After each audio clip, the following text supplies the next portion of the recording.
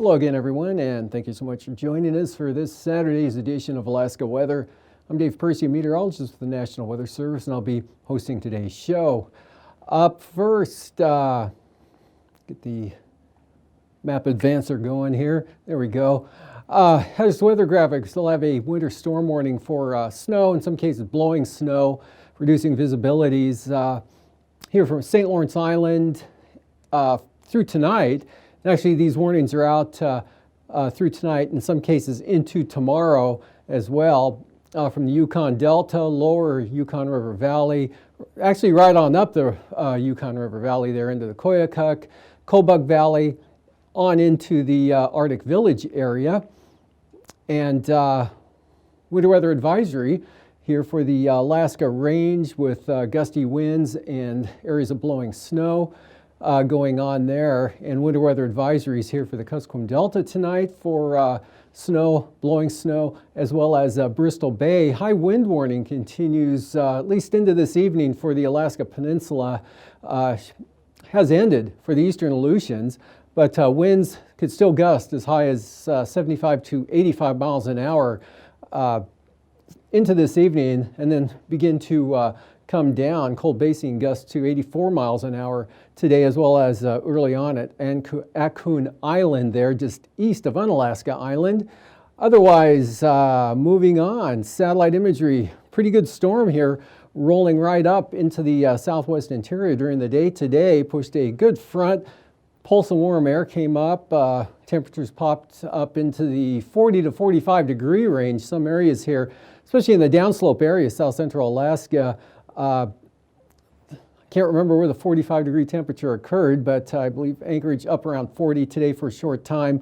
Also winds gusted over 80 miles an hour, 84 mile an hour gusts at McHugh Creek out of the east, and gusts on the hillside anywhere from 60 to 80 miles an hour, Anchorage hillside there in the Chugach Mountains. Come down after the front went through. Snowfall levels back down to sea level snow. And now we got strong south winds going on in Cook Inlet with keen icing gusts just under 50 miles an hour at 3 p.m. And you can see the bulk of the moisture now shifting eastward here quite rapidly. Good southwest flow aloft, good jet stream there pushing that area along. And that beginning to move on in across the northern panhandle. With a mixture of rain or so, mostly rain down to the south, gradually not quite reaching the southern areas yet, but eventually it will as that front drags through. Back to the west, different story. Cold northerly winds here. You can see faintly make out the ice edge right through here. It's made a really good jog to the south toward the Pribilofs here over the last actually day and a half. Started seeing the bulge yesterday, and it's down to about 40 nautical miles northeast of Northeast Point on St. Paul Island. Otherwise, kind of a cold front, Arctic front here, draped across the Aleutians with snow, turning into snow showers out towards Shemya, and a mixture of precipitation along the Alaska Peninsula, the eastern Aleutians. Some clearing there, Kodiak Island. Winds, Akiak, though, kicking up to about close to 50 miles an hour in gusts this afternoon, with again, still windy conditions along the southwest coast as well. Not quite as strong as what the Alaska Peninsula had today. And strongest winds here along the, from the Bering Strait southward. Earlier on, Pribilof seeing gusts, St. Paul seeing gusts 40, 60 miles an hour out of the north. That's one reason the ice made such a good jog to the south on those northerly winds, and not so much back out through here where the winds are lighter, so the ice edge still farther back to the north. Otherwise, see cloudy skies over the Brooks Range on out to the Arctic coast. Actually, clouds increasing on the north slope. The white there is still temperatures far below zero on the north slope to the Arctic coast. And then some clearing here in the Gulf of Alaska, trying to lift up toward the North or Prince William Sound area here behind this front here with some clearing along the east side of Kodiak. Definitely rain ended there. Nothing, a dry afternoon there at Kodiak State Airport. On the chart here, you can see the areas of snow, probably blowing snow as well here, pushing up ahead of that front right into the Central Brooks Range area there. Offshore flow keeping it dry but quite windy up along the northwest coast. Then those turn northerly, come through the Bering Strait, St. Lawrence Island, and starting to let up now. Winds lighter this afternoon. They were earlier today for the Pribilof Islands. Still some light snow. Temperatures fell down as low as 7 degrees above zero at St. Paul this afternoon behind the Arctic front here with areas of rain or showers. Alaska Peninsula on up Shelikof Strait, North Gulf Coast, and then down into the Panhandle along that warm front there, mixture to the north.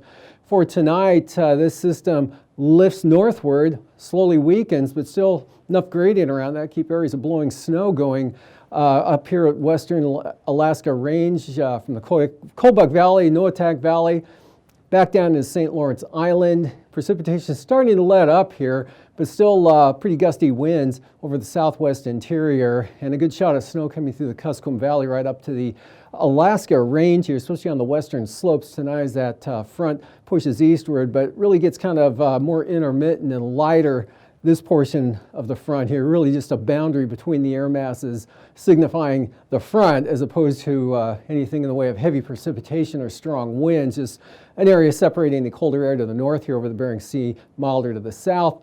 That's still hung up along the Aleutians, weak low right there, keeps periods of snow in for Adak and Atka, but wind's pretty light out there and dry along the Arctic coast. Front drags across the southern panhandle to help push that rain down to the south overnight tonight, kind of more showery conditions to the north, and areas of light snow or snow showers here. Probably areas of light snow along the North Gulf Coast, no showers over the mountains terrain on up to the Alaska Range. Probably not much of anything getting into the areas north of the range, there upper the 40-mile country, mid and upper Tanana Valley. Outlook for tomorrow. Front weakens here, but still signifying an area between the warmer air, milder air to the east and south, and the colder air associated with this ridging here back to the west, drier conditions as well. Just look for some snow showers, very, very cloudy skies along that frontal boundary in advance of it here. Probably mostly cloudy to cloudy with areas of light snow or snow showers, Copper River Basin, all the way up across the eastern interior, wrapping back around into the low center, another trough here. Makes for actually tomorrow much lighter winds. You can see a much improved conditions coming into the southwest interior with this ridge, and just snow showers back to the west, much lighter winds. Really no gradient out here over the eastern Bering, so a very light wind day coming up for the Fox Islands, Pribilofs, even the Alaska Peninsula. Big storm though, with storm force winds coming into the western Aleutians tomorrow afternoon. Another shot of warm air coming northward, so snow to start, changes over to a mixed rain and snow condition, changes to plain rain probably by tomorrow evening. Mostly sunny Kodiak tomorrow, probably along the south side of the Alaska Peninsula as well. So no more 70-mile-an-hour wind gusts at Sand Point tomorrow. Much different day in store there. And moisture along this warm front slipping on up and across actually kind of linking up with that frontal boundary there, becomes a warm front, but keeps it damp over the southern southeast coast right to the north. And then for Monday, another system plows in mostly into the southeast coast here with probably gale force winds, rain, possibly heavy at times, more of a mixture of precipitation to the north depending on your elevation, time of day.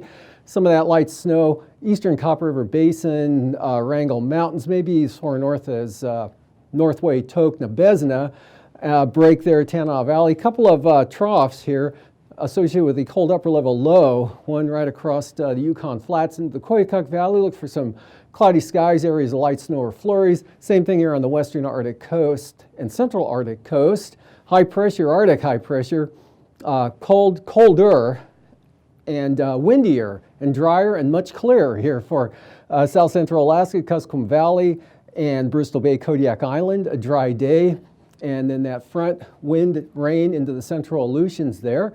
And looking at the lows for tonight, mid minus 30s to 45 below North Slope. Milder here, you can see pushing into the teens to lower 20s, even north of the Alaska Range there. But coming back down, the colder air already coming in. We're looking back down into the 20s, south central Alaska, 30s for the Panhandle Aleutians. Highs for tomorrow, Mid to upper 30s here for south central Alaska, near 40 Kodiak, lower 40s southeast coast, and below zero north slope in the Arctic coast, in the 20s for the Pribilofs, -6 below zero all day for St. Lawrence Island, falling 15 to 20 below for the next night there into the Yukon Delta. Chillier air, mid-teens, south central Alaska, 10 to 20 below in the central interior, and 25 to 35 below north slope in the Arctic coast, with lows above freezing for the southeast coast. In the afternoon, highs will be in the 40s there, lower to mid for the Panhandle, and mid-30s Kodiak Island, 20s southern Alaska, and below zero from the Yukon Flats on out to the Arctic coast. And now, aviation weather around Alaska. Moving on to flying weather, we've got a lot of IFR here from North Shore, St. Lawrence Island, across Seward Peninsula, and Kotzebue Sound area, Selawik Valley, and then along the Brooks Range there, kind of narrowing out as it reaches Kaktovik, Barter Island. Marginal VFR on up to the Arctic coast. Marginal VFR south of that IFR zone, and then breaks into VFR. About the Yukon Flats there, along the Yukon River southward to the Alaska Range, across eastern and central Tanana Valley. South of the mountains, though, areas of marginal VFR with some local IFR on the Coast Range there, and then IFR mostly over the southern southeast coast, marginal for the Gulf.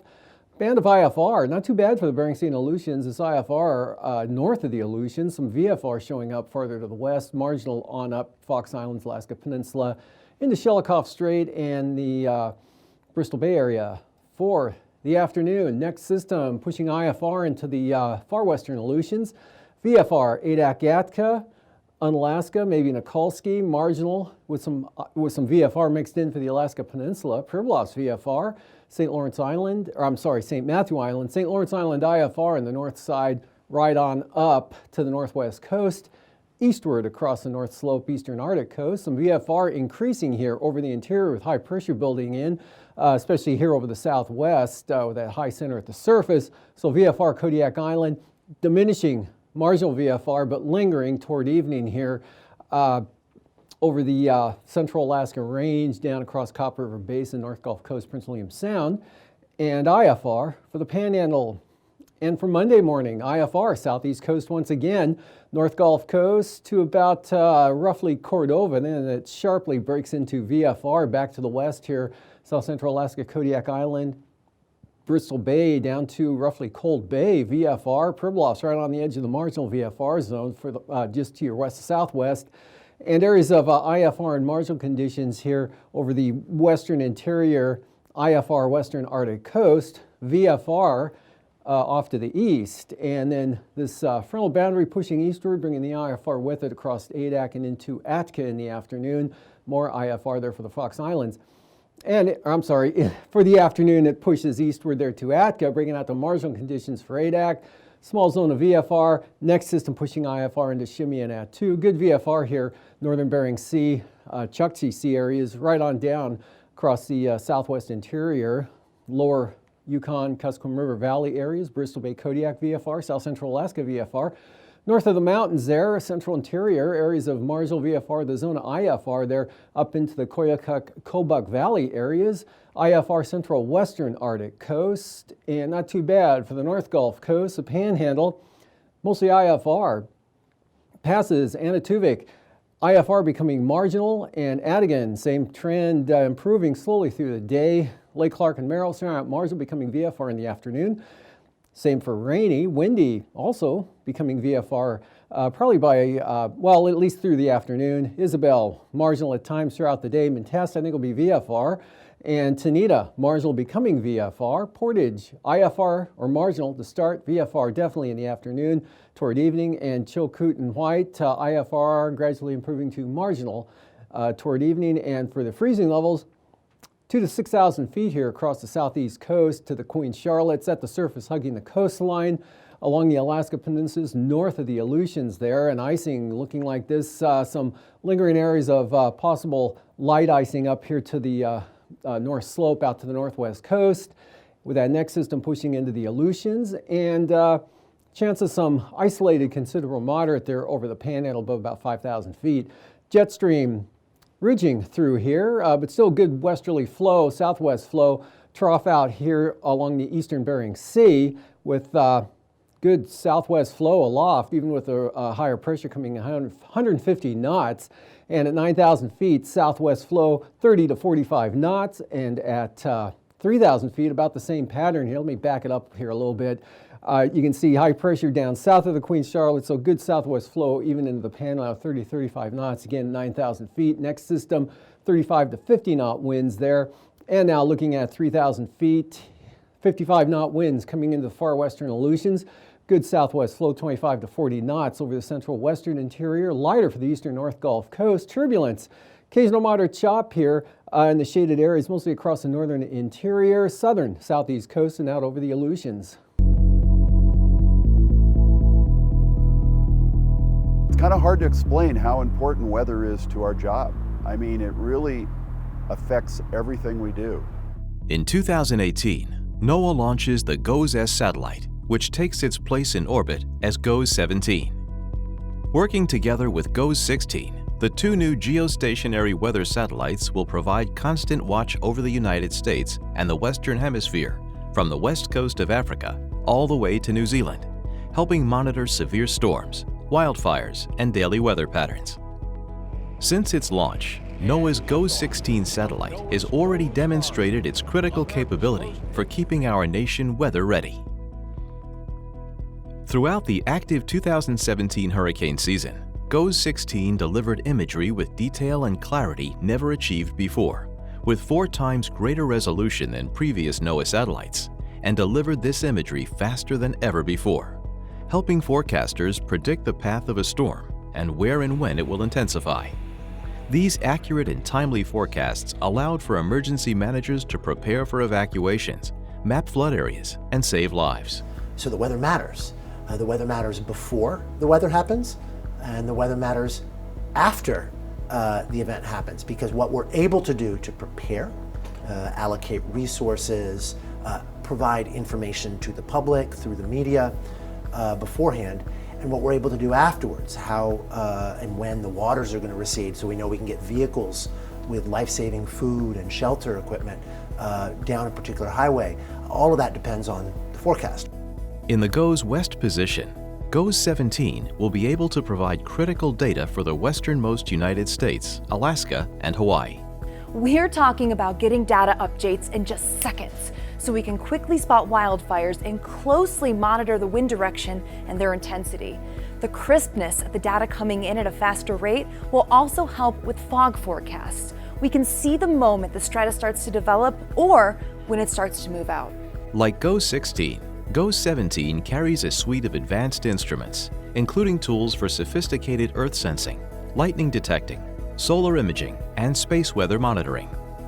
As an equal partner in the sky, GOES-17 will expand coverage of the advanced baseline imager technology across the Pacific Ocean, allowing meteorologists and local officials to see severe weather systems developing in real time. So instead of seeing something, say, this large, that as you zoom in actually gets kind of blurry, you're actually going to see something that is much more detailed. In its GOES West position, GOES-17 will be able to monitor conditions in the western U.S. like wildfires, coastal fog, and atmospheric rivers when storms from the Pacific dump heavy rain and snow over the western U.S.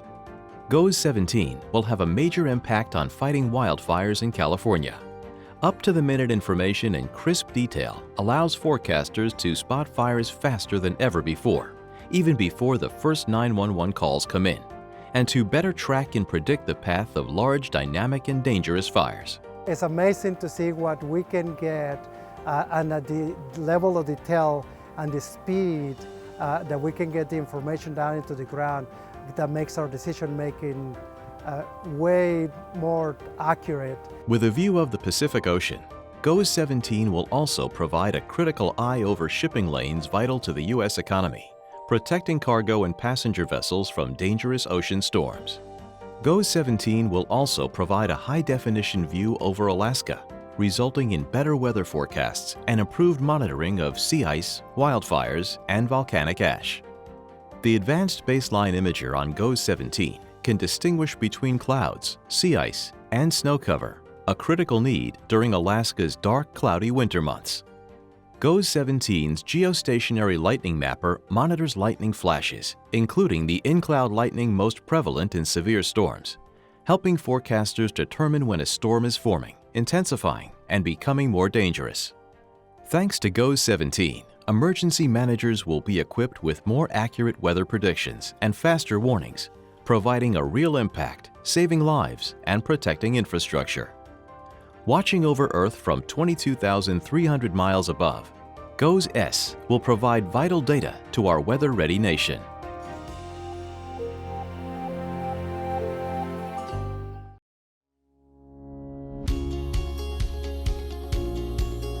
Hi, I'm JPSS. I'm a high-tech weather satellite that orbits our planet. I do something called a polar orbit. I circle the Earth from North Pole to South Pole, over and over, while the Earth spins. While I do that, I get lots of information about what's going on around the globe. I watch storms, clouds, and rain. I take the temperature of the ocean, measure air quality, ozone health, and take pictures of the land and sea. This information is used for all kinds of things. It helps us take care of our coasts and oceans and all the amazing things that live there. It helps us monitor harmful weather events like floods and droughts and measure the health of the environment.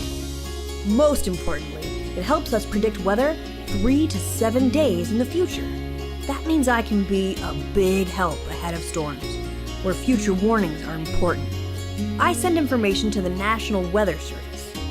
They use the information to create forecasts. The forecasts are shared with people all over the country to help prepare for weather emergencies. So you look to the sky and wave. I'll be flying by.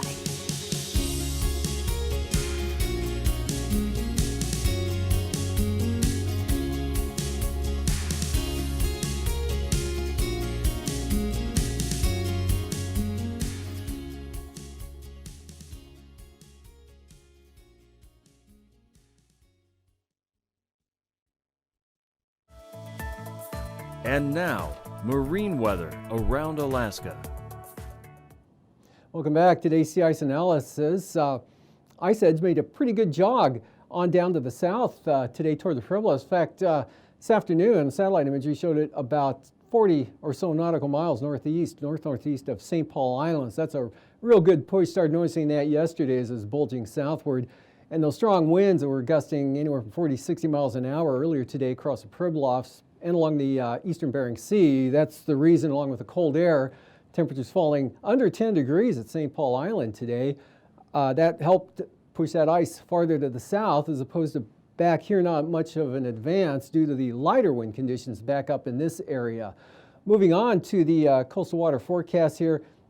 West-southwest winds at 15 to 20 knots there for the southeast coast. Westerlies 10 to 15 there for the north coast, and then south 25 small craft advisories for Lynn Canal, central and southern inside waters. Winds are southerly at 15, not too bad, seas 3 to 5 feet. And then for Monday, we got small craft advisories over all of the inside water areas with gale force gusts from the southeast for Stevens Passage. Otherwise, 30 to 35 knots southwest winds along the coast there with seas running 13 to 14 feet or so. Prince William Sound tomorrow, south 25 knots, seas 4 feet. Southwest 25 for the North Gulf Coast with seas at 14 feet. Small craft advisories for the Pribilofs, Kamishak Bay, maybe Kachemak Bay as well. Southwest winds may just blow right in there at the same speed, 25 knots, 10-foot seas. 30-knot winds from the south and southwest for Cook Inlet with seas up to 9 feet in the ice-free areas there, and about 13 feet for the Barren Islands. And then on Monday, northern Cook Inlet, light winds northwest at 10, northwest 20 south of the Forelands, seas 5 feet. Gales for Kamishak Bay out of the west, 35 knots, 12-foot seas turn northwest across the Barrens. And small craft advisories here for the North Gulf Coast, northwest winds 25 to 30 knots, seas 9 feet. And much lighter winds, Prince William Sound northwest at 10 with slight seas. Kodiak Island, Southwest 20 knots here, eastern side of the islands there. Shelikof Strait southwest at 30, 10-foot seas. And 20 to 25 knot winds here on the Pacific side of the Alaska Peninsula from the southwest. Bering Sea side, northwest 15, Bristol Bay west at 20 with 6-foot seas. And for Monday here for the Bering Sea side of Alaska Peninsula, northeast winds 20 knots, north 20 therefore. Bristol Bay seas 2 to 4 feet. Pretty light winds now on the Pacific side, north 15 with 9-foot seas, but Kessel Cape on up the east side of Kodiak Island, small craft advisories, northwest winds 25 to 30 knots, seas 9 to 11 feet. Shelikof Strait coming down to 20 knots out of the west. And next storm bringing storm force winds into the western Aleutians tomorrow afternoon. Winds east increasing to 55 knots, seas building 22 feet. Good gales coming into about Amchitka Island. Otherwise, east to south winds here for the central Aleutians at 25 knots and 10 to 15 knot variable winds there for the Fox Islands. Those will swing around. Unalaska Island, southeast 30 knots on Monday, southeast 45, Unmak Island, storm warnings for Adak and Atkas, southeast 50 knots and 45 knot winds for the western Aleutian zones. And for the southwest coast tonight, southwest winds 20 to 25 knots, west 20 for the Pribilofs, northwest 25, St. Matthew Island. Brisk wind advisories here actually from north side of Nunivak Island right up across St. Lawrence Island into Norton Sound.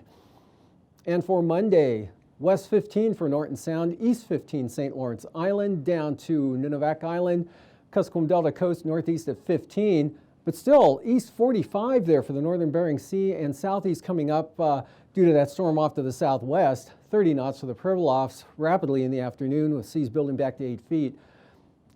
Central eastern, or all of the Beaufort Sea coast here, winds will be out of mainly the northeast, 15 knots for the central and east side, coming up to 30 knots there, especially from Point Leon down to Cape Thompson, south, north 40 knots to Wales. And then lighter winds in store for Monday there, west 20 knots here for the Beaufort Sea coast and 10 to 15 for the Arctic coast. Thanks for joining us. These forecasts are for planning purposes only. Call 1-800-WX-BRIEF for a formal pre-flight briefing. Always file a flight plan before you go flying. The U.S. Coast Guard Auxiliary urges you to leave a float plan with a friend or the harbor master before you go boating.